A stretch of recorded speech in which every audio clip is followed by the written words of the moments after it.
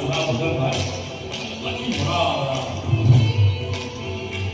ભાગો ભાગો થયું અને એ સમયે નારાયણે કૃષ્ણ પરમાત્માએ ભોળાનાથની ગોપેશ્વર મહાદેવની સ્થાપના કરી. આજ પણ તમે વૃંદાવન જાઓ તો દર્શન કરજો. ગોપેશ્વર મહાદેવ ત્યાં વિરાજમાન છે. ઓ મોરે ભોલે સ્વામી તપી છે બડા બિંદરાવન ધામ તપી છે બડા ગોપેશ્વર ધામ. તારા ચંદ હે શરણ તુમારી, તારા ચંદ હે શરણ તુમારી આંખો લાજ હમ. નાનકની દીકરીની ફરમાઈશ નાનકી વિશે ખાસ મારે ઘણા વર્ષો પછી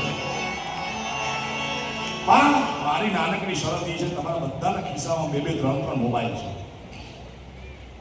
પરાગભાઈ હું આખી દુનિયામાં જ્યાં જ્યાં ગુજરાતી ફરે છે રહેશે ત્યાં હું જાઉં છું. મને કોઈના ખિસ્સામાં મનોજભાઈ 2 મોબાઈલ જોયે નથી. એબ્રોડમાં અમેરિકા કેનેડા લંડન તો મિલિયનર હોય કેટલા ધંધા હોય. અહીંયા મારા દીકરા 3 મોબાઈલ રાખે. ધંધા શું કરે હું નથી. અહીંયા 2 મોબાઈલ રાખે. એ તમારા ખિસ્સામાં રહેલો ફ્લેશ લાઇટ ઓન કરો. કારણ કે દીકરીનો ગીત છે, શક્તિ છે. દરેક પુરુષના જીવનમાં 4 સ્વરૂપે આવે છે. ભાગશાળી હોય તો માના દર્શન થાય. એથી વધુ ભાગશાળી હોય તો રાખડી બાંધવા વાળી બેન મળે.